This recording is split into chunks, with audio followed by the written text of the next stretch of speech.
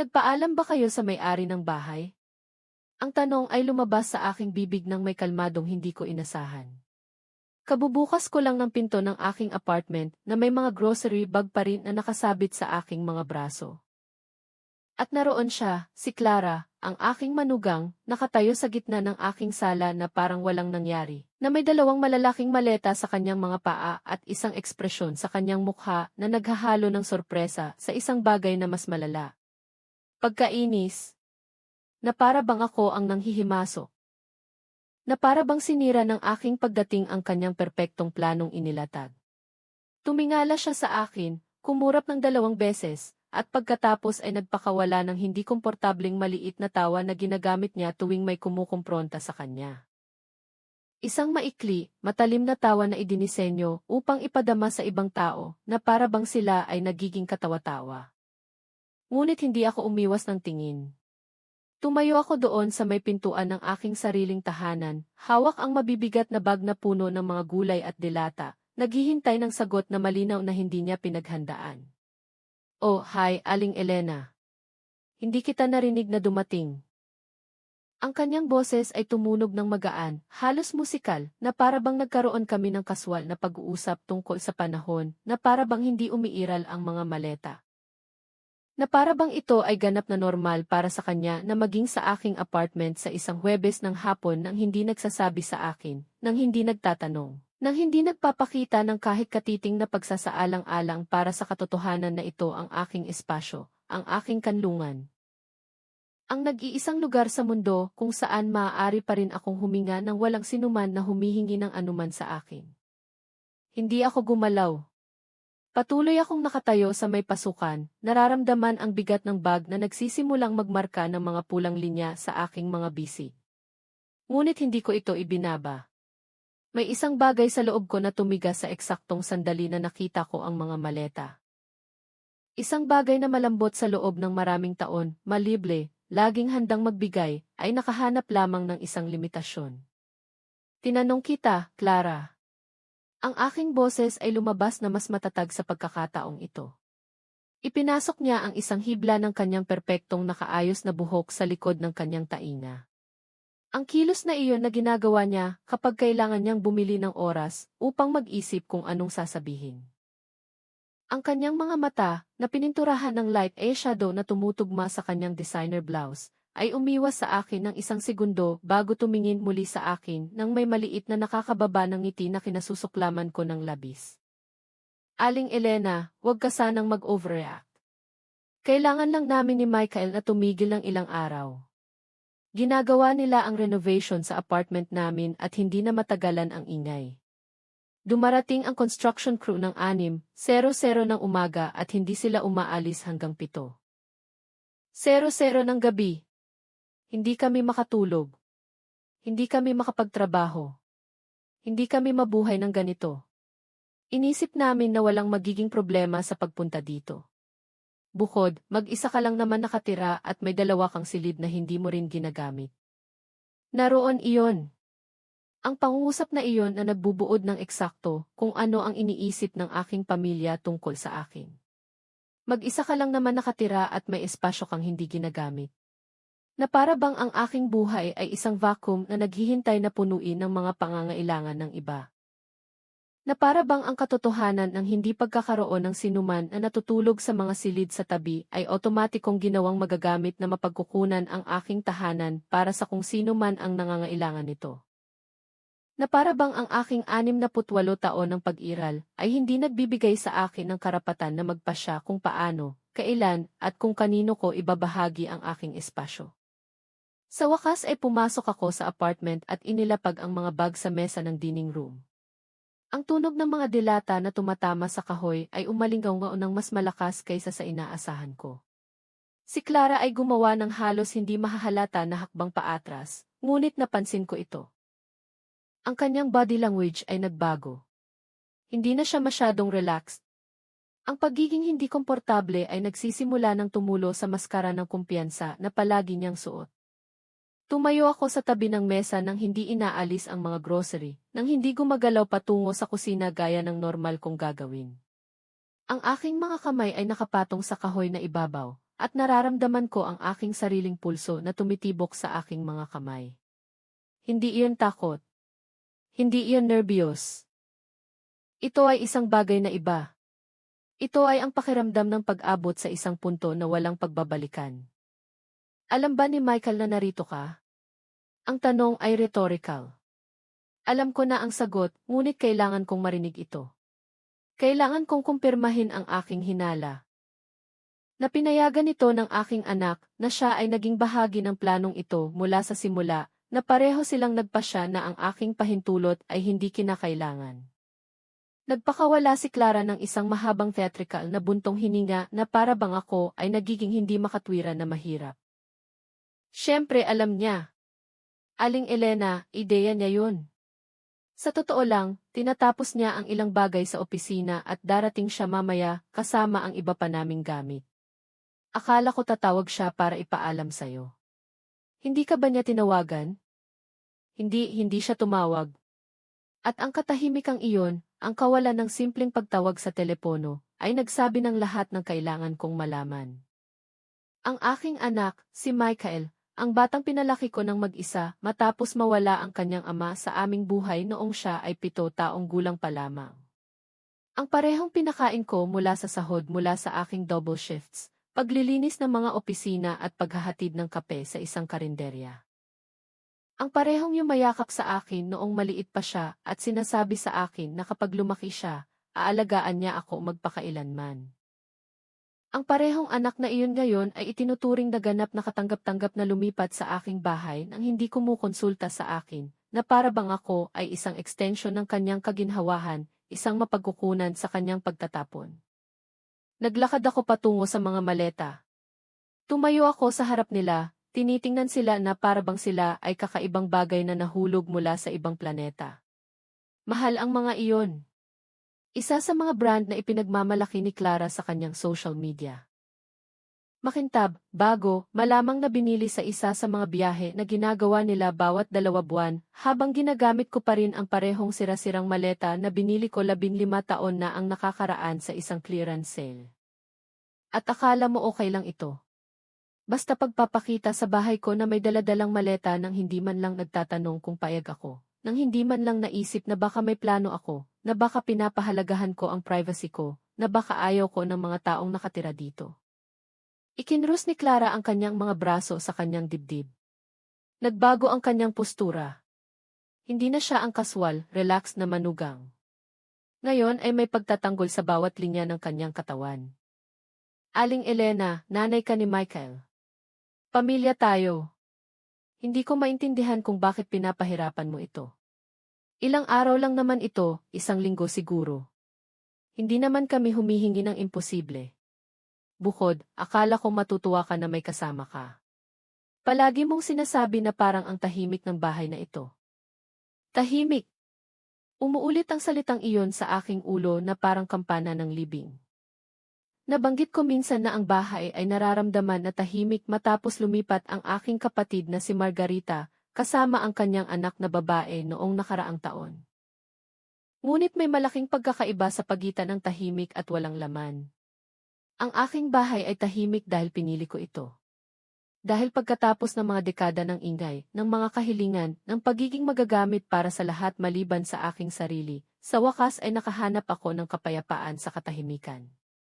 Ngunit kinuha ni Clara ang kaswal na pagtatapat na iyon at ginawa itong pagbibigay katarungan.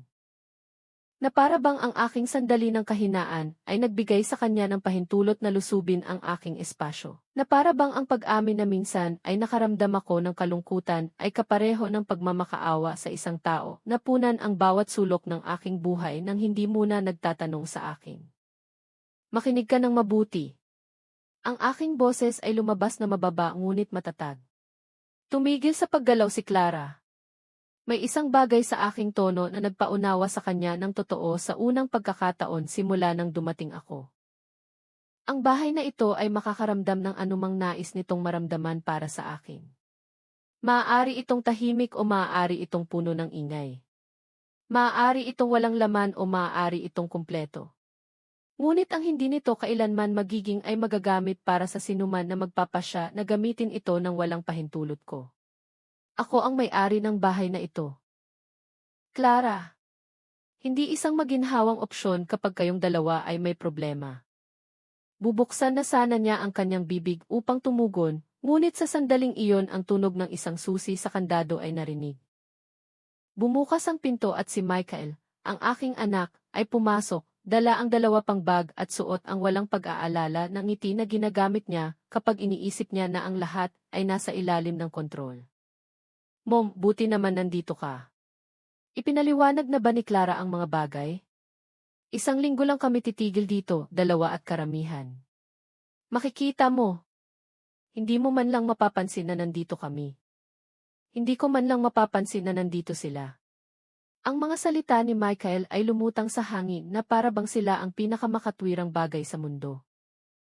Ibinagsak niya ang mga bag sa sahig sa tabi ng mga maleta, pinunasan ang kanyang mga kamay sa kanyang pantalon, at tumingin sa akin nang may ekspresyon na alam ko ng labis. Ito ay ang parehong mukha na ginawa niya noong siya ay 12 taong gulang at umuwi ng huli pagkatapos maglaro ng basketball, kasama ang kanyang mga kaibigan, umaasa na hindi ako magagalit dahil pagkatapos ng lahat, siya ay nagiging isang normal na bata lamang. Maliban na si Michael ay hindi na 12 taong gulang. Siya ay 42. At hindi na ako yung batang, pagod na ina na nagbigay daan sa bawat ngiti dahil masyado akong pagod para lumaban pa. Tumayo ako sa tabi ng mesa ng dining room, ang aking mga kamay ay nakapatong pa rin sa kahoy, pinapanood siyang pumasok sa aking apartment na para bang ito ang kanyang sariling teritoryo, na para bang hindi nangyari ang huling 40 taon. Na para bang ang pagiging kanyang ina ay nangangahulugan na otomatiko kung isinuko ang anumang inaasahan ng paggalang o pagsasaalang-alang. Lumapit si Michael at sinubukang bigyan ako ng halik sa pisngi. Hindi ako gumalaw. Hindi ako humiwalay, ngunit hindi rin ako lumapit. Nanatili ako ng eksakto kung saan ako nakatayo, at napansin niya ang isang bagay sa aking postura, dahil tumigil siya sa kalagitnaan. Isang ekspresyon ng pagkalito na panandali ang bumalandra sa kanyang mukha bago ito naging isang mas malawak, mas sapilitang ngiti. Anong problema, Mom? Masama ba ang araw mo? Masama ba ang araw? Na para bang ang aking reaksyon ay produkto ng isang lumilipas na mood. Na para bang ang problema ay kailangan kong maghintay ng masyadong mahaba sa pila sa bangko o ang trapiko ay naging mabigat. Hindi na nagpasya ang aking anak at manugang na lumipat sa aking bahay nang hindi kumukonsulta sa akin. Hindi na tinatrato nila ako na para bang ang aking opinyon ay hindi mahalaga. Hindi na ipinapalagay nila na ang aking buhay, ang aking espasyo, ang aking kapayapaan ay mga mapagkukunan na magagamit para sa kanilang kaginhawahan. Hindi masama ang araw ko, Michael. Nagkaroon ako ng hindi kasiya siyang sorpresa nang umuwi ako at natagpuan ang iyong asawa na lumilipat dito nang walang sinuman na nagtatanong sa akin kung sumang-ayon ako. Nagpakawala ng tawa si Michael, isang tunay na tawa na para bang narinig lamang niya ang isang nakakatawang bagay. Ipinasok niya ang kanyang kamay sa kanyang buhok. Ang kilos na iyon na ginawa niya kapag naisip niya na may nagpapalabis at umiling. Mom, come on, huwag kang maging dramatic. Tinawagan kita ng 2 beses ngayong umaga at hindi ka sumagot. Inisip ko na wala ka at makakapag-ayos kami habang wala ka pa. Hindi ito malaking bagay. Tumingin ako kay Clara, na nakatayo ngayon sa tabi ng mga maleta na nakakrus pa rin ang kanyang mga braso, pinapanood ang palitan ng maihalong pagkabalisa at isang bagay na mukhang mapanganib na kasiyahan. Na para bang ang aking paghaharap kay Michael ay nagpapatunay ng isang bagay sa kanya na napaghihinalaan na niya, na ako ay mahirap, na ako ay hindi makatwiran, na ako ang hadlang sa isang sitwasyon na dapat maging simple. Tumawag ka ng 2 beses at nang hindi ako sumagot, nagpasya ka na iyon ay sapat na pahintulot upang lumipat sa aking bahay. Hindi kami lumilipat, Mom. Tumitigil lang kami ng ilang araw. Lumipat si Michael patungo sa kusina. Binuksan ang refrigerator na para bang walang nangyari, kumuha ng isang bote ng tubig na binili ko ng hapon ding iyon at uminom ng direkta mula dito. Ang maliit na kilos na iyon na napakahalaga sa sinumang tagamasid sa labas, ay naramdaman na para bang isang kumpirmasyon ng lahat ng aking iniisip. Hindi siya nakakita ng pagkakaiba sa pagitan ng kanyang espasyo at sa akin. Para sa kanya, ang aking bahay ay isang extension ng sa kanya. Ang aking refrigerator, ang aking pagkain, ang aking privacy, ang lahat ay bahagi ng isang ibinahaging teritoryo kung saan mayroon siyang walang limitasyong pag-access. Ipinikit ko ang aking mga mata ng ilang sandali, sinusubukang kontrolin ang presyon na nararamdaman kong umuusbong sa aking dibdib. Hindi pa iyon galit. Ito ay isang bagay na mas malalim, mas matanda. Ito ay ang naipong bigat ng mga dekada ng pagiging ang taong palaging nagbigay daan, na palaging nakaunawa, na palaging inuuna ang mga pangangailangan ng iba sa kanyang sarili. Ito ay ang pagod na pagkatapos gugulin ang aking buong buhay ng pagiging adulto na kapakipakinabang, magagamit, maginhawa para sa lahat maliban sa aking sarili. Ilang araw ba ang ilang araw, Michael? Nagkibit balikat siya, umiinom pa rin mula sa tubig, hindi ako direktang tinitingnan. Isang linggo. 2 at karamihan. Sabi ng crew matatapos nila ng mabilis. Hanggang sa makatulog ulit kami sa sarili naming silid nang hindi nagigising sa tunog ng drills ng 6 oras ng umaga. 2 linggo.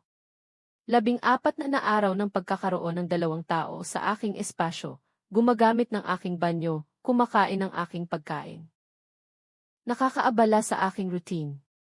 14 na araw nang hindi makalakad sa aking pajama sa aking sariling living room kung nagising akong uhaw sa kalagitnaan ng gabi. 14 na araw nang kailangang isaalang-alang ang iskedyo ng iba bago magpasya kung maaari kong panoorin ang aking paboritong show o makinig sa aking musika. 14 na araw ng pagsuko sa piraso na pinaghirapan kong buuin pagkatapos ng mga taon ng ingay at kaguluhan. At ipinapalagay mo lang na magiging okay ako doon. Sa wakas ay isinara ni Michael ang bote ng tubig at tumingin sa akin nang may isang bagay na sinubukang magmukhang pasensya. Ngunit ang totoo ay bahagyang nagbalat kayo na pagpapababa. Mom, ina mo ako. Siyempre, ipinapalagay ko na magiging okay ka doon. Anong gusto mong gawin namin? Tumira sa isang hotel at gumastos ng 7,500 bawat gabi kung mayroon kang 2 walang laman na silid dito. Hindi iyon makatuwiran. 7,500 bawat gabi. Naroon iyon. Ang tunay na katotohanan. Hubad at walang gayak. Hindi sa kailangan nila ako. Hindi sa gusto nilang gumugol ng oras kasama ako. Ito ay tungkol sa pera, tungkol sa kaginhawahan sa pananalapi, tungkol sa kung paano ang paggamit ng aking apartment ng libre ay mas makatuwiran kaysa sa pagbabayad para sa kanilang sariling kaginhawahan. At ako, gaya ng dati, ay inaasahan na makakaunawa, na magiging makatwiran, na unahin ang kanilang mga pangangailangan sa pananalapi sa aking emosyonal na katahimikan. Umubo si Clara mula sa kanyang pwesto sa tabi ng mga maleta. Nang magsalita siya, ang kanyang boses ay nagpatibay ng malambot, nagpapagaan na tono na ginagamit ng mga tao, kapag gusto nilang magmukhang makatwiran, habang minamanipula ang isang sitwasyon sa kanilang kalamangan. Aling Elena, ayaw talaga naming magdulot sa iyo ng anumang problema. Kung problema ito, makakahanap kami ng ibang solusyon.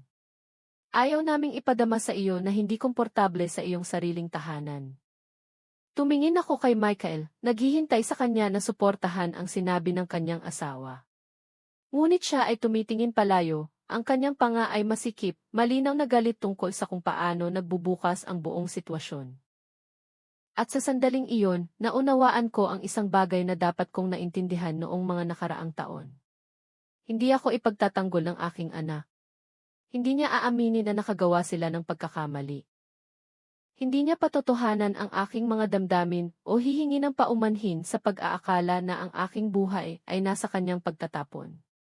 Dahil para sa kanya, ako pa rin ang ina na palaging nagsabi ng yung ina na gumalaw ng mga bundok para mapagaan ang mga bagay para sa kanya. Yung ina na ang pagmamahal ay sinusukat sa tahimik na sakripisyo at hindi pinapansin na pangangailangan. At anumang paglihis mula sa pattern na iyon ay hindi personal na paglago sa aking bahagi, kundi isang depekto na kailangang itama. Umupo ako sa silya sa tabi ng bintana, yung inabandona ni Clara ilang minuto lang ang nakakaraan. Pagod ang aking mga binti. Pagod ang buong katawan ko.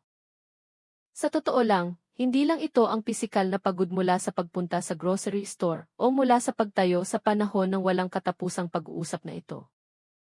Ito ay isang mas malalim na pagod, ang uri na nagtatayo sa loob ng mga dekada ng pagdadala ng emosyonal na timbang ng ibang tao, nang walang sinuman na nag-aalok na tulungan ka sa iyong sarili. Gusto kong ipaliwanag mo sa akin ang isang bagay, at gusto ko ng tapat na sagot. Sa wakas ay tumingin sa akin si Michael, ang kanyang mga bisig ay nakakrus sa kanyang dibdib sa isang nagtatanggol na postura. Ano ang gusto mong ipaliwanag namin? Kung baliktad ang sitwasyon, kung nagpakita ako sa iyong apartment na may dalang maleta ng walang abiso, na sinasabi na kailangan kong tumigil sa loob ng 2 linggo dahil may problema sa aking gusali. Tatanggapin mo ba ako ng walang pag-iisip?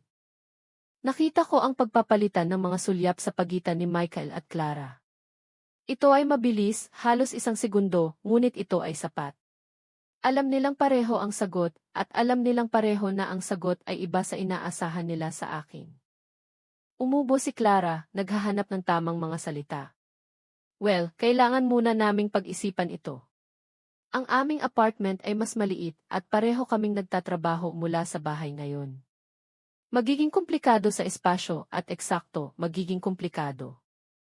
Kailangan ninyong pag-isipan.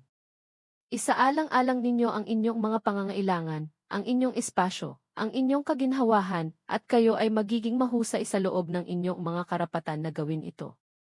Walang husga sa inyo sa pagprotekta sa inyong privacy. Walang tatawag sa inyo na selfish sa paghahangad na panatilihing buo ang inyong routine. Walang maghihintay sa inyong isakripisyo ang inyong kapayapaan ng isip dahil lamang sa ako ay pamilya. Pero nanay kita, Mom. Iba yun. Lumapit sa akin si Michael. Ang kanyang mga kamay ay nakalahad na para bang sinusubukan niyang ipaliwanag ang isang bagay na halata na hindi ko naunawaan. Bakit iba? Dahil ako ang iyong ina. Ibig bang sabihin yon ay otomatiko akong may mas maliit na karapatan sa aking sariling buhay? Ibig bang sabihin yon ay mas maliit ang kahalagahan ng aking mga pangangailangan kaysa sa inyo? Ibig bang sabihin yon ay maaari akong baliwalain, lusubin? Kunin ang sapilitan dahil ang aking papel ay pagsilbihan kayo. Hindi ko yun sinasabi pero ipinapakita mo. Sa bawat desisyon na ginagawa mo nang hindi kumukonsulta sa akin, sa bawat palagay na ako ay magagamit, sa bawat pagkakataon na pinapaliit mo ang nararamdaman ko dahil hindi ito tumutugma sa kung ano ang gusto mong maging ako. Bumangon ako mula sa silya at naglakad patungo sa mga maleta na nasa may pasukan pa rin. Tiningnan ko sila na para bang nakikita ko sila sa unang pagkakataon. Sila ay mga pisikal na konkretong bagay, ngunit kinakatawan nila ang isang bagay na mas malaki. Kinakatawan nila ang mga taon ng hindi na itatag na mga hangganan. Kinakatawan nila ang mga dekada ng pagtuturo sa aking anak na ang aking espasyo ay kanyang espasyo, na ang aking oras ay kanyang oras, na ang aking buhay ay isang ibinahaging mapagkukunan na maaari niyang kunin nang hindi nagtatanong. At ako ang siyang nagturo sa kanya yon. Ako ang lumikha ng pattern na ito.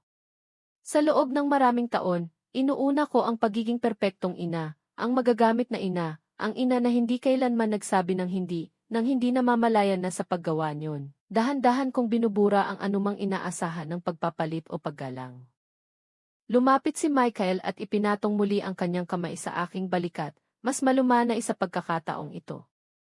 Mom, please, wag na nating pahirapan pa ito. Gusto lang namin ng isang lugar para makatulog ng ilang araw. Hindi namin sinusubukang kunin ang anuman sa iyo. Ngunit may kinukuha sila sa akin. Kinukuha nila ang aking kakayahan na magpasya tungkol sa aking sariling buhay. Kinukuha nila ang aking karapatan na magsabi ng hindi pinarurusahan ng pagkakasala.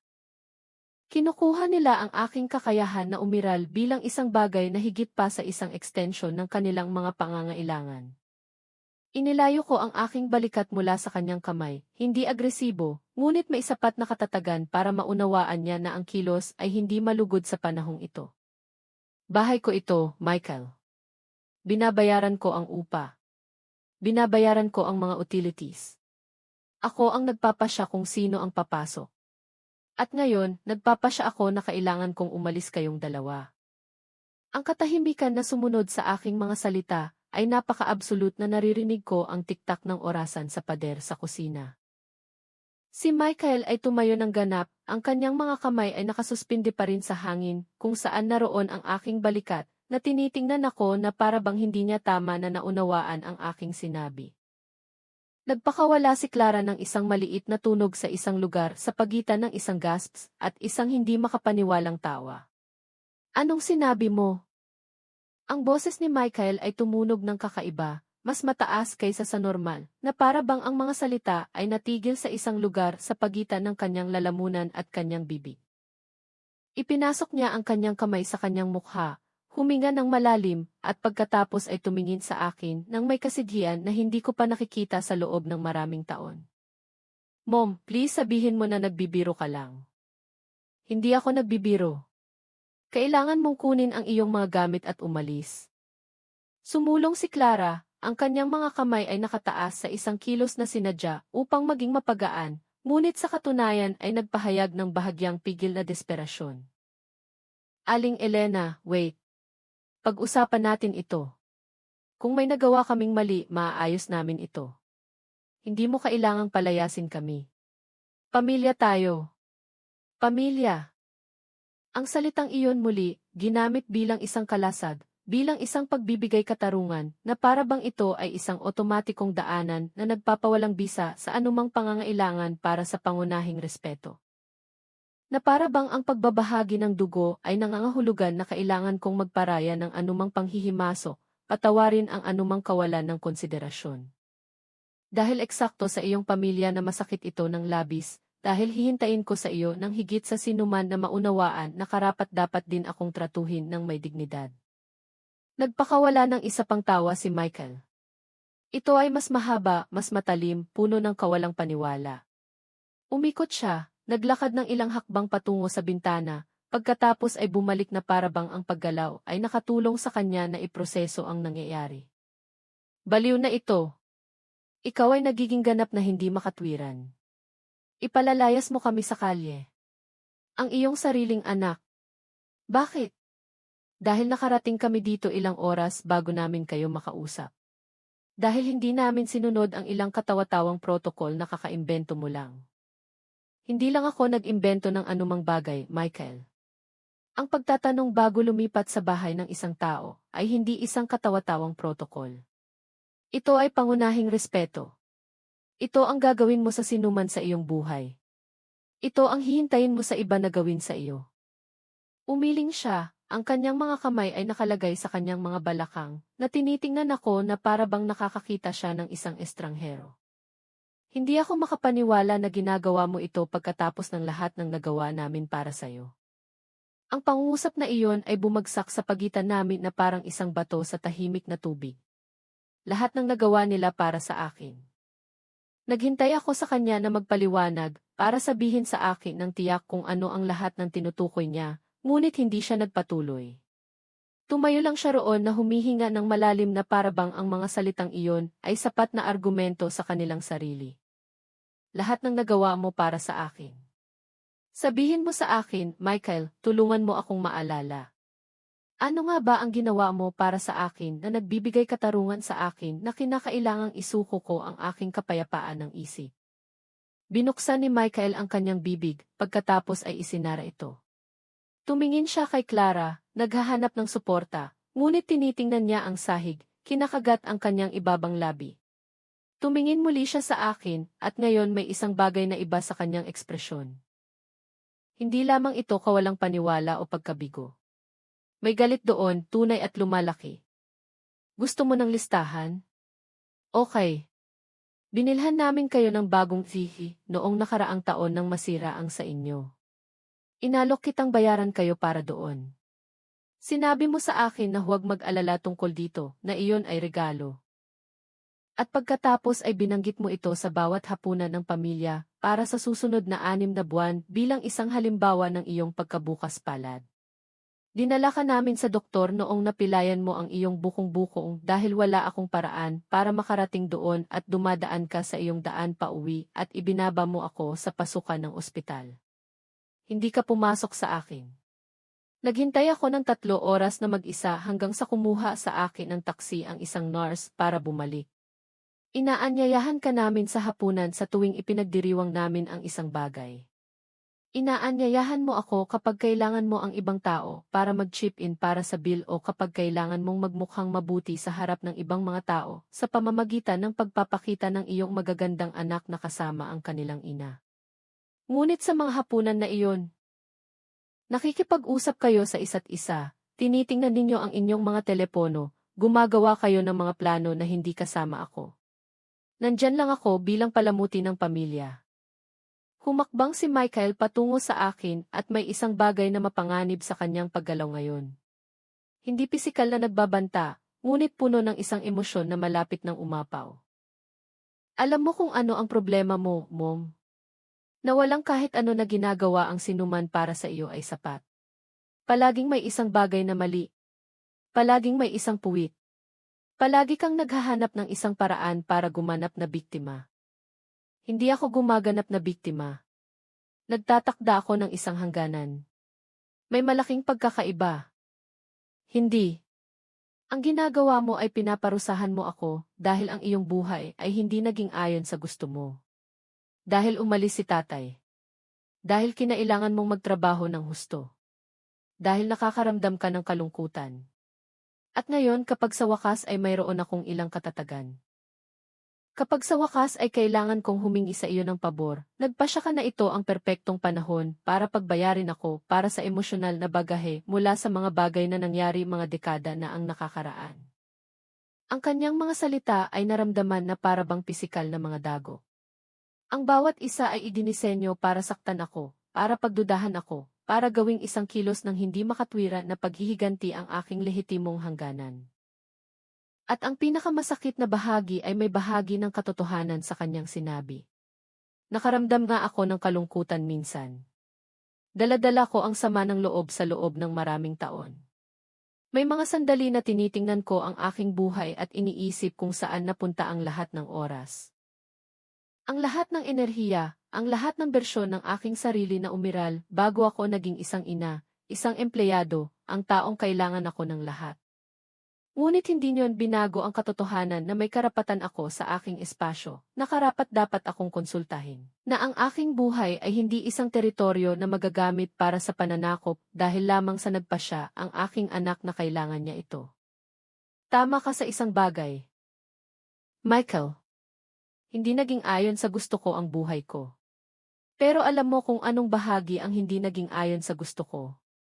Yung bahagi kung saan pinalaki ko ang isang anak na nakikita ako bilang isang resource sa halip na isang tao.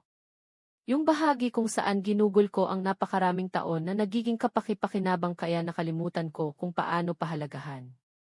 Yung bahagi kung saan kinumbinsi ko ang sarili ko na ang pagmamahal ay sinusukat sa tahimik na sakripisyo at hindi pinapansin na pangangailangan. Sumingit si Clara, ang kanyang boses ay nanginginig ngunit sinusubukang magmukhang makatwiran. Aling Elena, please. Naiintindihan namin na galit ka. Naiintindihan namin na nagkamali kami sa hindi pagkonsulta sa iyo muna. Ngunit ang pagpapalayas kay Michael, ang pagpapalaya sa sarili mong anak ay isang hindi proporsyonal na reaksyon. Ito ay malupit. Malupit. Ang salitang iyon ay umalinggaw sa aking ulo. Malupit ang protektahan ang aking espasyo. Malupit ang magtakda ng mga hangganan. Malupit ang magsabi ng hindi. Ngunit hindi malupit ang magpakita ng walang abiso. Hindi malupit ang ipagpalagay na ang aking buhay ay nasa kanilang pagtatapon. Hindi malupit ang paliitin ang aking mga damdamin o tratuhin ako bilang hindi nakikita. Tila ang kalupitan ay nasa isang direksyon lamang. Alam mo ba kung anong talagang malupit? Ang pagpapalaki ng isang anak ng mag-isa sa loob ng mga dekada. Ang pagsasakripisyo ng bawat pangarap na mayroon ako. Ang pagtatrabaho hanggang sa dumugo ang aking mga kamay at hindi na makatayo ng tuwid ang aking likod. Lahat para masiguro na magkaroon siya ng mga oportunidad na hindi ko kailanman nagkaroon. At pagkatapos, kapag sa wakas ay mayroon akong kaunting kapayapaan, kaunting espasyo para makahinga, upang matuklasan na para sa kanya, ako ay isang kaginhawahan lang, isang lugar para tumigil kapag mas mura kaysa sa hotel. Hindi patas iyan. Itinaas na ni Michael ang kanyang boses ngayon, at ang kanyang mga pisngi ay namula sa pinipigil na emosyon. Hindi ako humiling na ipanganak. Hindi ako humiling na umalis si tatay. Hindi ako humiling na kailangan mong magtrabaho ng husto.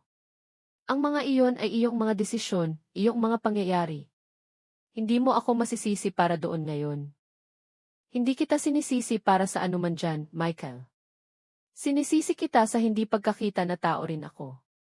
Sa pagtrato sa akin na para bang ang tanging function ko ay para mapagaan ang buhay mo, sa pagpunta dito ngayon at pag-asta na para bang hindi mahalaga ang aking pahintulot. Lumakad siya patungo sa mga maleta, kinuha ang isa sa mga ito ng mas mailakas kaysa sa kinakailangan, at tumingin sa akin ng maihalo-halong sakit at galit na nagpahirap sa akin na panatilihin ang kanyang tingin. Alam mo kung ano? Tama ka. Aalis na kami. Hindi ko kailangan ito. Hindi ko kailangang nasa isang lugar kung saan malinaw na hindi ako malugod, kung saan ang sarili kong ina ay tinatrato ako na parang estranghero. Hindi kita tinatrato na parang estranghero. Tinatrato kita ng may parehong pamantayan na pagtrato mo sa akin nang walang paunang pagsasaalang-alang. Itinaas ni Michael ang maleta, nadapa ng bahagya sa bigat nito, at nagtungo sa pinto. Sinundan siya ni Clara. Kinuha ang isa pang maleta, ngunit bago marating ang labasan, lumingon siya upang tingnan ako sa huling pagkakataon. Sana sulit ito, Aling Elena. Sana ang iyong espasyo at ang iyong kapayapaan ay sulit mawala ang iyong anak. Ang aking anak ay hindi nawala dahil nagtakda ako ng isang hangganan. Kung umalis siya at hindi na bumalik, ito ay dahil pinili niyang pahalagahan ang kanyang kaginhawahan higit sa aming relasyon. Ito ay dahil mas gusto niyang magalit kaysa maging mali. Binuksan na ni Michael ang pinto at humakbang na patungo sa pasilyo nang bigla siyang tumigil. Umikot siya, tumingin sa akin ng may kakaibang ekspresyon na hindi ko agad maunawaan, at pagkatapos sa aking lubos na sorpresa, nagpakawala siya ng tawa. Hindi iyon tawa ng kagalakan. Ito ay isang mapait, mapanuksong tawa na puno ng kawalang paniwala. Ito ay perpekto. Talagang perpekto. Hintayin mo lang hanggang sabihin ko sa lahat kung paano ako pinalayas ng nanay ko sa kanyang bahay, dahil naglakas loob akong humingi ng tulong sa kanya. Hintayin mo lang hanggang malaman ng pamilya ang tungkol dito. Hintayin mo lang hanggang malaman ni Tita Margarita na ang mapagbigay na Aling Elena. Yung palaging bukas ang mga pinto ay ngayon. Hintayin mo lang hanggang malaman ni Tita Margarita na ang mapagbigay na Aling Elena, yung palaging bukas ang mga pinto, ay ngayon naging napaka-selfish na hindi man lang tutulungan ang sarili niyang anak. Naroon iyon ang nakatagong banta. Ang pangako na kung maninindigan ako sa aking desisyon, sisiguraduhin niya na malalaman ng lahat kung anong uri ng kakilakilabot na ina ako naging. Natatawagan niya ang aking kapatid, ang aking mga pinsan, sinumang makikinig at sasabihin sa kanila ang kanyang bersyon ng mga pangyayari. Isang bersyon kung saan siya ang inosenteng biktima at ako ang malupit na ina na nagpabaya sa kanya sa kanyang panahon ng pangangailangan. Sa isang segundo, naramdaman ko ang pamilyar na bigat ng pagkakasala na dumidiin sa aking dibdib. Ang otomatikong pagnanais na magbigay daan, humingi ng paumanhin, sabihin na ito ay isang hindi pagkakaunawaan, at syempre maaari silang manatili. Ang likas na ugali na nilinang sa loob ng mga dekada ng pagiging ang taong nagpanatili ng kapayapaan, na umiiwas sa kaguluhan, na isinakripisyo ang kanyang sariling kaginhawahan upang hindi makita bilang mahirap. Ngunit pagkatapos ay naaalala ko ang isang bagay na sinabi sa akin ng aking kaibigang si Ruth 3 buwan bago siya namatay. Nakaupo kami sa kanyang silid sa ospital at kinuha niya ang aking kamay na may mga daliri na halos wala ng lakas, at tumingin siya sa akin nang may mga pagod na mata na nakakita ng labis sa buhay. Elena, sabi niya, ang kanyang boses ay halos hindi marinig sa patuloy na tunog ng mga makina. Ang pinakamalaking pagkakamali na nagawa ko ay ang mag-alala ng higit sa kung ano ang iniisip ng mga tao sa akin kaysa sa kung ano ang iniisip ko sa aking sarili. Ginugol ko ang 70 taon na sinusubukang maging kung ano ang kailangan ng iba. At ngayon na namamatay na ako. Hindi ko maalala ang isang sandali na nabuhay ako para sa akin. Ang mga salitang iyon ay umalinggaw-ngao sa aking ulo simula ng kanyang libing. At ngayon na nakatayo ako sa harap ng aking anak at ng kanyang implisit na banta na sirain ang aking reputasyon sa pamilya, naunawaan ko na dumating na ang panahon upang magpasya kung ano ang mas mahalaga. Ang imahe na mayroon ang iba sa akin o ang katotohanan kung sino talaga ako. Sige, Michael. Tawagan mo ang sinuman na gusto mo. Sabihin mo ang anumang gusto mo. Kung ang iyong bersyon ng mga pangyayari ay humingi ka ng pahintulot ng may paggalang at tinanggihan ko kayo ng tulong ng walang dahilan. Kung gayon ganoon na. Ngunit alam nating dalawa na hindi iyon ang totoo. Alam nating dalawa na nagpakita ka dito ng walang abiso, ipinapalagay na ang aking bahay ay iyong bahay, na tinatrato ako na para bang hindi mahalaga ang aking pahintulot. Ibinagsak ni Michael ang maleta sa sahig ng may malakas na tunog. Ang kanyang mga mata ay nagniningning gayon, hindi sa luha, kundi sa purong galit. Alam mo kung ano? Mom! Tama ka. Hindi ako humingi ng pahintulot. At alam mo kung bakit? Dahil hindi ko naisip na kailangan kong humingi ng pahintulot sa sarili kong ina na manatili sa kanyang bahay ng ilang araw. Dahil lumaki ako na naniniwala na ang pamilya ay nagtutulungan. Walang kondisyon. Dahil tinuruan mo ako sa buong pagkabata ko na ang mga pinto ng bahay na ito ay laging bukas para sa akin. Mali ang itinuro ko sa iyo noon. Itinuro ko sa iyo na ang pagmamahal ay nangangahulugang walang limitasyong pag-access. Na ang pagiging pamilya ay nangangahulugan na wala akong karapatan na magsabi ng hindi. Itinuro ko sa iyo na ang aking espasyo ay iyong espasyo at na ang aking mga pangangailangan ay mas maliit kaysa sa iyo. At ngayon, itinatama ko ang pagkakamaling iyon. Sumingit muli si Clara. At ngayon ay may mga tunay na luha na dumadaloy sa kanyang mga pisngi. Bagaman hindi ako sigurado kung ito ay mula sa kalungkutan o pagkabigo. Please, Aling Elena, Michael, kumalma tayong lahat. Hindi ito kailangang matapos ng ganito. Makakahanap tayo ng solusyon. Makakahanap tayo. Walang dapat ayusin. Clara, kailangan mo ng lugar para tumira. Kailangan ko ng aking espasyo. Ang dalawang bagay na iyon ay hindi magkatugma. Hindi ito komplikado.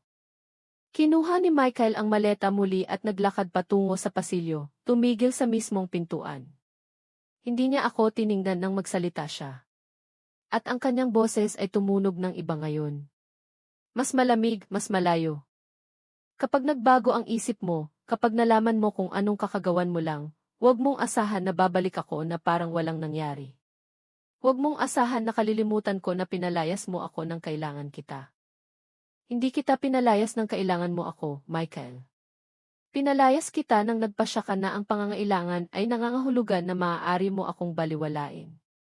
Naglakad siya patungo sa pasilyo nang walang ibang sinabi. Kinuha ni Clara ang pangalawang maleta, ngunit bago umalis, lumingon siya upang tingnan ako. Ang kanyang mukha ay pula, nababahira ng luha, at may isang bagay sa kanyang mga mata na mukhang tunay na pagkalito. Hindi kita maintindihan, Aling Elena. Talagang hindi. Anong klaseng ina ang gumagawa nito?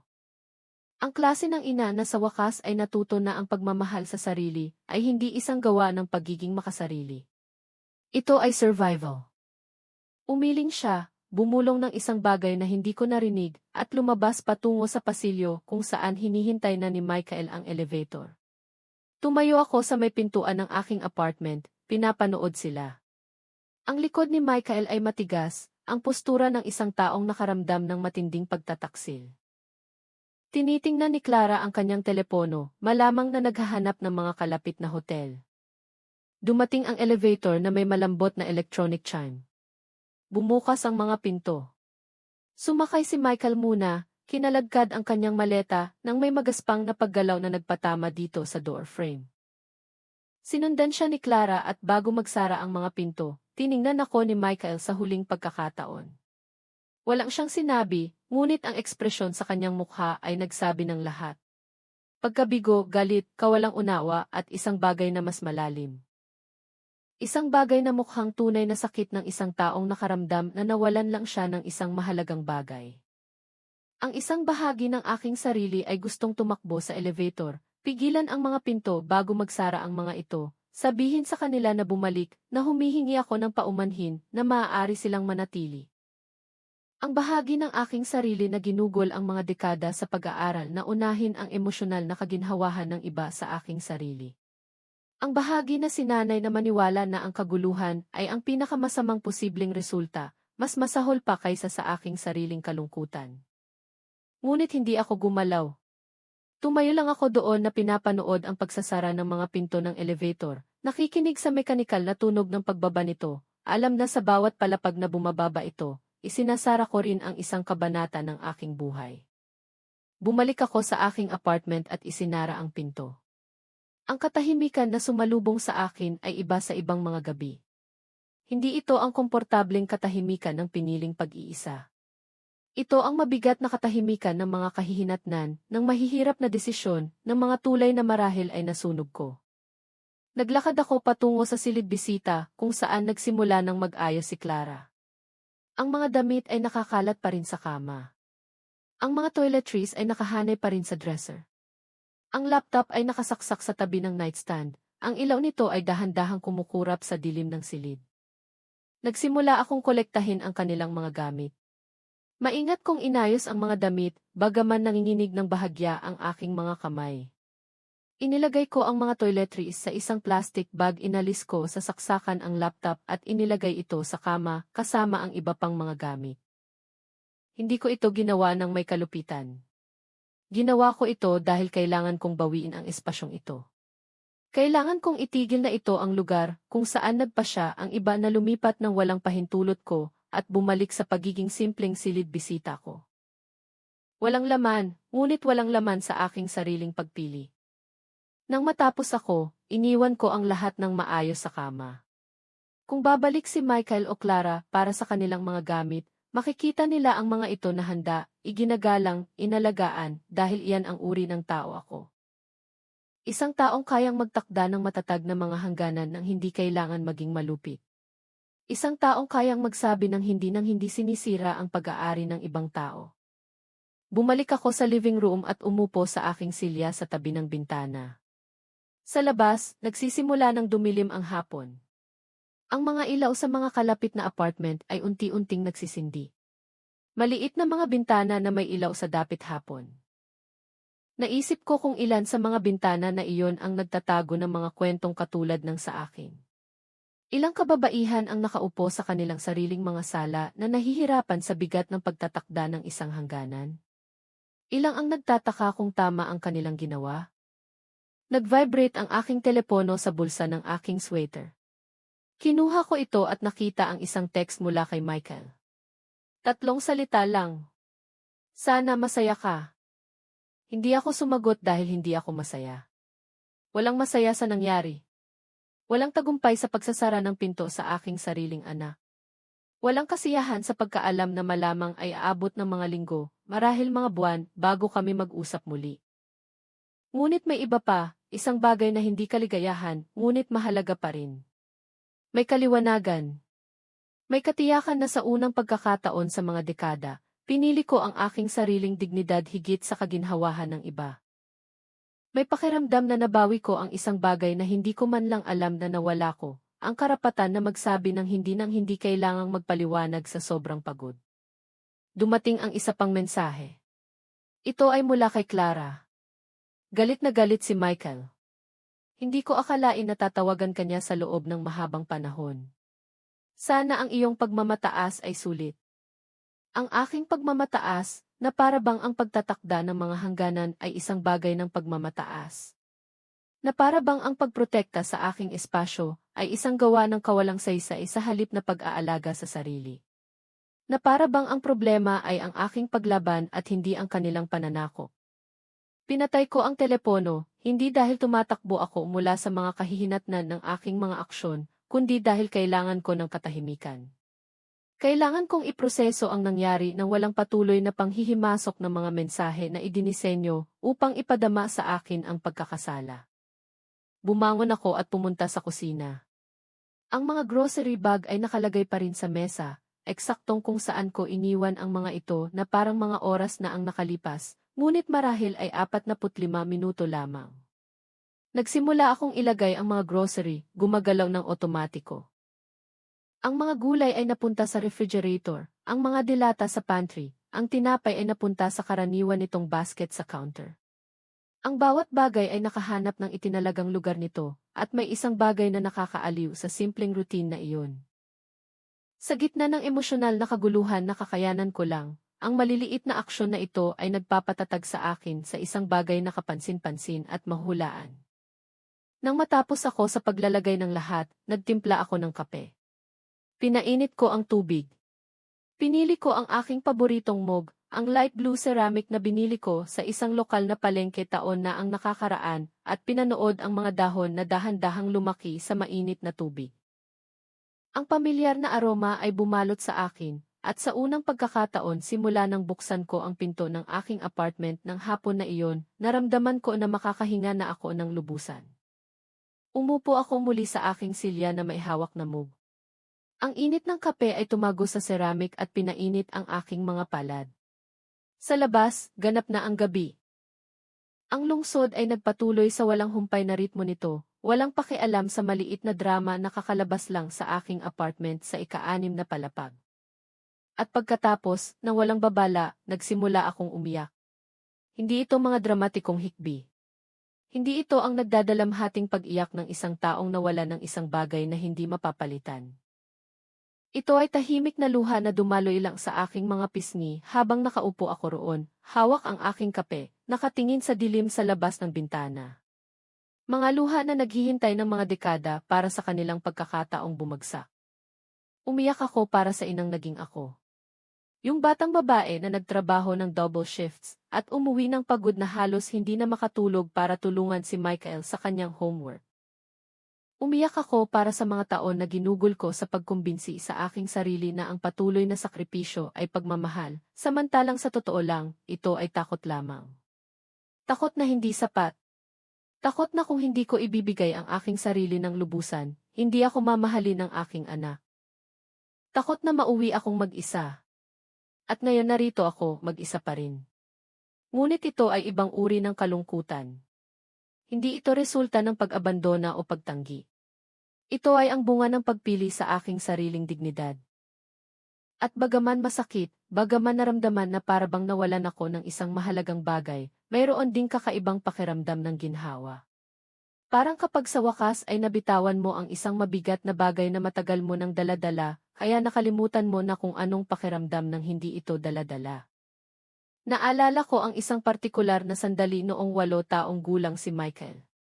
Iyon ay isang partikular na mahirap na araw sa aking trabaho sa karinderya. May isang customer na sumigaw dahil masyadong matagal ang kanyang order. Pinagsabihan ako ng aking boss para sa isang bagay na hindi ko kasalanan at umuwi ako na may mga paa na namaga kaya halos hindi na ako makalakad. Nasa living room si Michael na nanonood ng TV nang pumasok ako. "Mom," sabi niya nang hindi tumitingin sa screen. Gutom ako. Ibinagsak ko ang aking mga bag sa tabi ng pinto, inalis ang mga sapatos na naninikip sa aking masakit na mga paa, at dumiretso sa kusina upang ipaghanda siya ng makakain. Hindi pa nga ako nakaupo. Hindi pa nga ako naglaan ng sandali para sa aking sarili dahil iyon ang ginagawa ng mabuting ina. Ang mabuting ina ay inuuna ang mga pangangailangan ng kanilang mga anak bago ang lahat. Ngunit ano nga ba ang itinuturo ko sa kanya sa pag-uugaling iyon? Itinuturo ko sa kanya na ang mga babae ay umiral upang maglingkod. Na ang mga ina ay walang hangganan. Na ang pagsasabi ng, "Bigyan mo ako ng sandali o pagod na ako," ay pagiging makasarili sa halip na pangunahing pag-aalaga sa sarili. At ngayon, 34 taon na ang nakakaraan, lumaki ang aking anak na naniniwala ng eksakto niyon. Hindi ito ganap na kasalanan niya. Ako ang kanyang pinakapare-parehong guro sa maling aralin na iyon. Sa bawat pagkakataon na binaliwala ko ang aking sariling pangangailangan para sa kanya. Sa bawat pagkakataon na umiti ako sa kabila ng pagod. Sa bawat pagkakataon na nagkunwari akong maayos ang lahat gayong sa totoo lang, ay unti-unti akong nagkakawatak-watak sa loob. Itinuro ko sa kanya na hindi ako mahalaga gaya niya at natutunan niya ang aralin ng perpekto. Uminom ako ng aking kape. Lumalamig na ito, ngunit ang pamilyar na lasa ay nagbigay sa akin ng ginhawa. Naalala ko muli si Ruth, ang mga huling pag-uusap namin sa ospital. Napakatapang niya sa huli na humaharap sa kamatayan ng may brutal na kaliwanagan na dumarating lamang kapag wala ng oras para sa mga nakakaaliw na kasinungalingan. Alam mo kung ano ang pinakamalungkot, Elena? Sabi niya sa akin isang hapon habang binabalatan ko ang isang dalandan para ibahagi sa kanya. Hindi sa namamatay ako. Lahat tayo ay namamatay sa huli. Ang malungkot na bahagi ay ginugol ko ang buong buhay ko sa paghihintay ng sandali kung kailan ako sa wakas ay mabubuhay para sa aking sarili. Kapag lumaki na ang mga bata, kapag nagretiro ako, kapag nagkaroon ako ng mas maraming pera. Kapag. At ngayon, ang sandaling iyon ay hindi na darating dahil naubusan na ako ng oras. Kinuha niya ang aking kamay ng may nakakagulat na lakas para sa isang taong napakapayat. Huwag mong gawin ang aking pagkakamali. Huwag kang maghintay hanggang huli na ang lahat. Kung kailangan mong magsabi ng hindi, sabihin mo. Kung kailangan mo ng espasyo, kunin mo. Kung kailangan mong piliin ang iyong sarili, gawin mo dahil walang ibang gagawa niyon para sa iyo. Natapos ko ang aking kape at iniwan ang walang laman na mug sa side table. Umupo ako sa katahimikan ng aking apartment, nakikinig sa malalayong ingay ng lungsod. May dumaang kotse sa kalye sa ibaba. May tumawa sa isa sa mga kalapit na apartment. Nagpatuloy ang buhay na walang pakialam sa aking maliit na personal na revolusyon. Nag-vibrate muli ang aking telepono. Sa pagkakataong ito ay isang mensahe mula sa aking kapatid na si Margarita. Tinawagan na siya ni Michael. Siyempre, ang balita tungkol sa aking ginawa ay kumalat na sa pamilya. Elena, anong nangyari? Tinawagan ako ni Michael na galit, sinasabi na pinalayas mo siya sa iyong bahay. Sabi niya kailangan lang nilang manatili ng ilang araw. Totoo ba? Tawagan mo ako kapag kaya mo na. Perpekto kong naiisip ang pag-uusap na iyon. Si Michael na nagpapakilala sa kanyang sarili bilang ang biktima na hindi naunawaan. Si Margarita, na laging diplomatiko, sinusubukang unawain ang magkabilang panig, ngunit malamang na kumakampi kay Michael dahil, pagkatapos ng lahat, siya ang bata sa pamilya.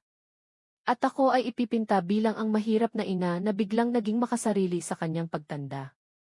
Dapat ay nagalit ako sa pag-asam na hindi ako maunawaan. Dapat ay gusto kong tawagan agad si Margarita upang ibigay ang aking panig ng kwento, upang ipagtanggol ang aking sarili, upang siguraduhin na naiintindihan ng lahat na hindi ako ang kontrabida sa kwentong ito. Ngunit napagtanto ko ang isang mahalagang bagay. Wala akong pakialam gaya ng akala ko dahil ang totoo ay si Margarita, sa kabila ng pagiging kapatid ko at mahal ako sa kanyang sariling paraan, ay hindi kailanman naunawaan kung bakit ko siya pinayagan na manatili sa aking apartment sa loob ng isang buong taon matapos ang kanyang diborsyo. Hindi niya kailanman kinilala ang sakripisyo na kinakatawan yon para sa akin. Ipinapalagay niya, tulad ng iba, na mayroon akong sapat na espasyo, at sapat na oras at sapat na enerhiya, dahil iyon ang mayroon ang mga babaeng tulad ko. Mga tira-tira ng aming sarili na ibibigay sa sinumang nangangailangan sa kanila. Hindi ko siya tatawagan. Hindi bababa sa gabing ito. Siguro bukas, siguro sa susunod na araw, o marahil hindi kailanman. Marahil ay panahon na para hayaan ang mga tao na isipin ang anumang gusto nilang isipin. Marahil ay panahon na para ihinto ang pag-aaksaya ng aking enerhiya sa pagsisikap na kontrolin ang mga salaysay na binuo ng iba tungkol sa akin. Bumangon ako mula sa silya at naglakad patungo sa aking silid. Habang dumadaan ako sa silid bisita, sumulyap ako sa loob. Naroon pa rin ang mga gamit ni Clara, nakaayos sa kama. Kailangan kong tawagan si Michael bukas upang sabihin sa kanya na maaari siyang dumaan at kunin ang mga ito anumang oras na gusto niya, ngunit iyon ay problema para bukas, hindi ngayong gabi. Sa aking silid, dahan-dahan akong nagpalit. Isinuot ko ang aking pinakakomportableng pajama, yung malambot na koton na medyo luma na ngunit naramdaman na para bang isang yakap. Naghugas ako ng mukha, nagsipilyo ng ngipin, sinunod ang bawat hakbang ng aking nightly routine ng maisadyang kabagalan. Ang bawat aksyon ay isang tahimik na pagpapatunay. Ito ang aking espasyo. Ito ang aking oras. Ito ang aking buhay. Pumasok ako sa kama at pinatay ang ilaw. Binalot ako ng dilim at kasama nito ay dumating ang isang kaisipan na hindi ko inaasahan. Ginhawa. Purong at simpleng ginhawa. Hindi ko kailangang gumising ng maaga bukas sa ingay ng ibang tao na gumagalaw sa aking apartment. Hindi ko kailangang ibahagi ang banyo o maghintay ng aking turn para magtimpla ng kape. Hindi ko kailangang i-moderate ang aking pag-ugali o isaalang-alang ang mga pangangailangan ng iba bago magpasya kung anong gusto kong gawin sa aking araw. Ngunit kasama ng ginhawa ay dumating ang bigat ng sakit dahil galit sa akin ang aking anak. Dahil may pagkakawatak-watak sa aming relasyon na hindi ko alam kung kailan o paano ito maaayos. Dahil pinili ko ang aking kapayapaan higit sa kanyang kaginhawahan at ang pagpipili ang iyon ay may mga kahihinatnan na kailangan kong harapin.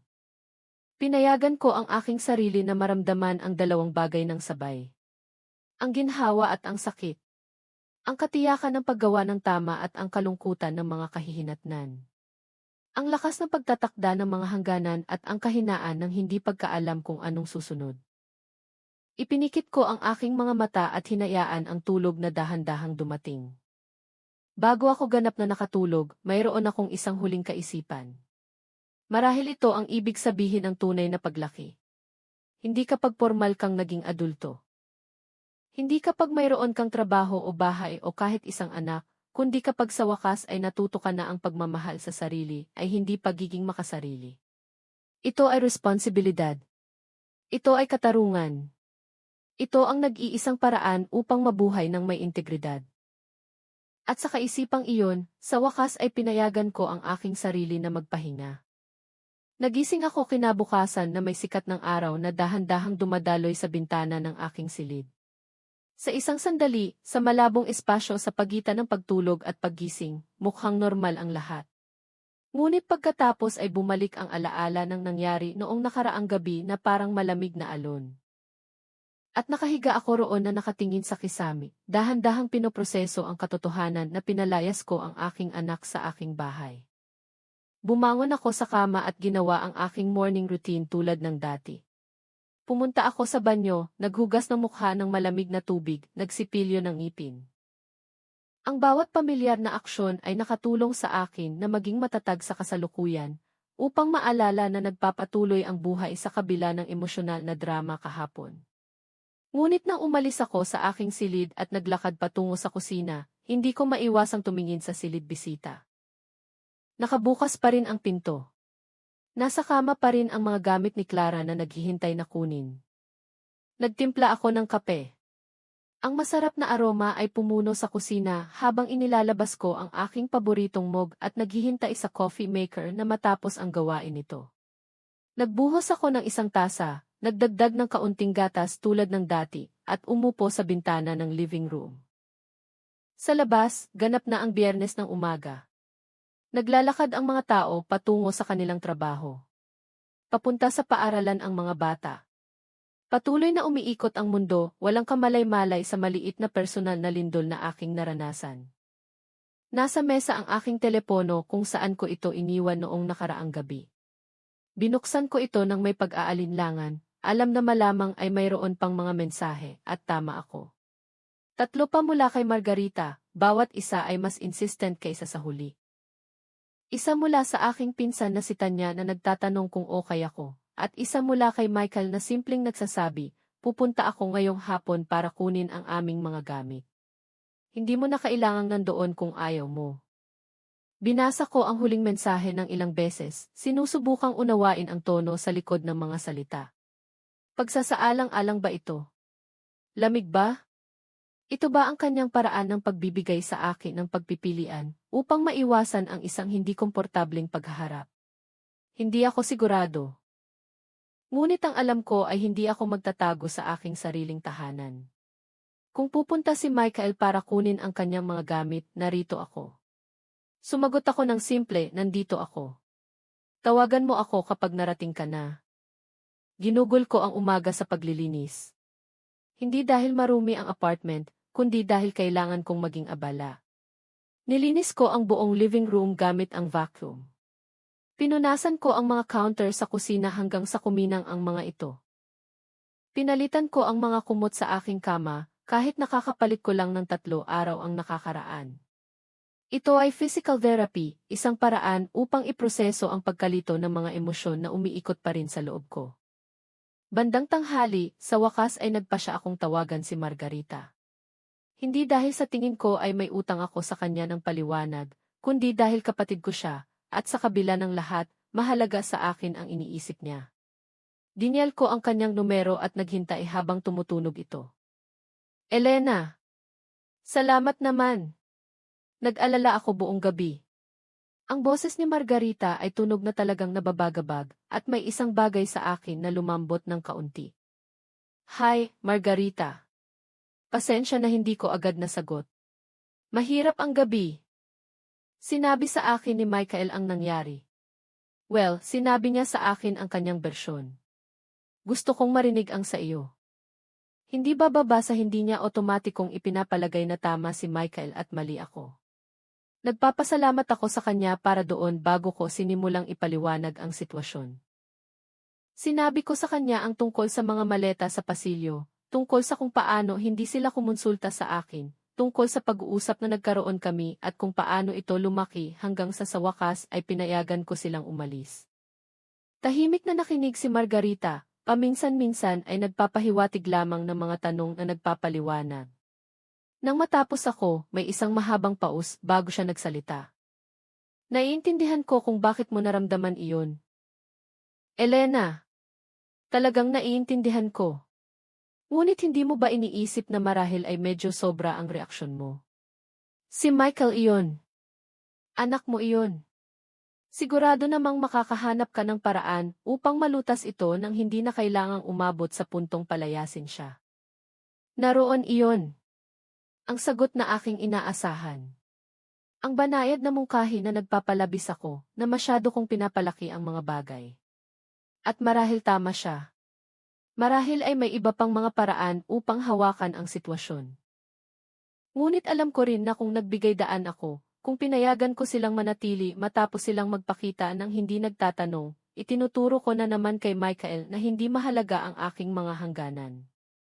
Hindi ako sumobra ang reaksyon. Margarita. Tama ang reaksyon ko. 42 taong gulang na si Michael. Siya ay isang adultong lalaki na may matatag na trabaho at sapat na resources para magbayad ng hotel. Nagpasya siya na mas maginhawa ang gamitin ang aking espasyo nang hindi kumukonsulta sa akin. Hindi iyan tama. Gaano man kalaki ang pagmamahal ko sa kanya. Pero ganyan ang pamilya, hindi ba? Nagtutulungan tayo kapag may kailangan. Hindi tayo humihingi ng pahintulot tuwing may kailangan tayo. Dapat alam ko na may sasabihin si Margarita na ganyan. Nakatira nga siya sa akin ng 1 taon. At sa panahong iyon, hindi ko siya siningil ng upa. Hindi ko siya hiniling na mag-ambag ng malaki sa mga gastusin. Hindi ko kailanman nilimitahan ang kanyang oras sa paghahanap ng sarili niyang lugar. Ako ang naging mapagbigay, magagamit at nakakaunawang kapatid. At ngayon na nagtatakda ako ng mga hangganan, malamang ay mukha akong mapagkunwari. Naalala mo ba noong nakatira ka sa akin pagkatapos ng iyong diborsyo, Margarita? Nagkaroon ng hindi komportableng katahimikan sa kabilang linya. Siyempre, naalala ko. Napakabait mo na pinayagan mo akong manatili. Alam mo ba kung bakit hindi ko kailanman hiniling na umalis ka pagkatapos ng ilang linggo o kahit ilang buwan? Hindi agad sumagot si Margarita at nagpatuloy ako bago pa siya makapagsalita. Dahil natatakot ako. Natatakot ako na kung magtatakda ako ng mga hangganan, kung hihilingin ko sa iyo na maghanap ng sarili mong lugar, iisipin mo na ako ay makasarili, na hindi kita sapat na mahal, na ako ay isang masamang kapatid. Kaya, nilunok ko ang aking pagiging hindi komportable at ang aking pangangailangan para sa personal na espasyo, at pinayagan kitang manatili dahil iyon ang ginagawa ng mabuting kapatid. Elena, hindi ko alam na ganyan ang nararamdaman mo. Hindi ka kailanman nagsabi. Eksakto. Hindi ako kailanman nagsabi. At iyon ang aking pagkakamali dahil sa hindi pagsasabi ng anuman, itinuro ko sa lahat ng nakapaligid sa akin na wala akong hangganan, na maaari nilang kunin ang anumang kailangan nila mula sa akin nang hindi nag-aalala tungkol sa gasto sa akin. At ngayon, pagkatapos ng mga dekada ng paggawa niyan, natututo na akong gamitin ang aking boses. At masakit. Masakit magtakda ng mga hangganan. Masakit bigin ang mga tao, ngunit mas mababa ang sakit kaysa sa patuloy na paglaho sa aking sariling buhay. Bumuntong hininga ng malalim si Margarita. Hindi ko alam kung anong sasabihin, Elena. Naiintindihan ko ang sinasabi mo. Talagang naiintindihan ko. Ngunit galit na galit si Michael. Sinasabi niya na hindi kanya kakausapin sa loob ng mahabang panahon. Iyon ang kanyang pagpili. Hindi ko siya pinaparusahan. Pinoprotektahan ko lang ang aking espasyo. Kung magpasya siya na iyon ay sapat na dahilan para putulin ang komunikasyon sa akin, kung gayon mas marami iyon na sinasabi tungkol sa kanya kaysa sa akin. Nag-usap pa kami ng ilang minuto bago nagpaalam. Hindi naman masama ang pagtatapos ng pag-uusap, ngunit hindi rin ito nag-iwan sa akin ng pakiramdam na lubos na naunawaan. Si Margarita ay produkto ng parehong henerasyon ko. Pinalaki na may parehong inaasahan tungkol sa kung ano ang ibig sabihin ng maging isang mabuting babae, isang mabuting ina, isang mabuting kapatid. Mahirap para sa kanya na maunawaan kung bakit ko tinatanggihan ang mga patakarang iyon ngayon, matapos sundin ang mga ito ng tapat sa loob ng mahabang panahon. 3:00 ng hapon tumunog ang doorbell. Bumangon ako mula sa sopa kung saan ako nagbabasa, huminga ng malalim at lumabas upang buksan ang pinto. Sa kabilang panig ay si Michael lang. Walang Clara. Dala niya ang 2 malalaking duffel bag, marahil ay upang i-empake ang mga gamit na iniwan nila. Hi, Mom. Ang kanyang boses ay patag, walang emosyon. Hindi ito galit, ngunit hindi rin mainit. Ito ay ang boses ng isang taong gumaganap ng isang awkward na obligasyon. Hi, Michael. Pasok. Lumagpas siya sa akin nang hindi tinitingnan at dumiretso sa silid bisita. Isinara ko ang pinto at nanatili sa living room, hindi sigurado kung dapat ko siyang sundan o bigyan siya ng espasyo.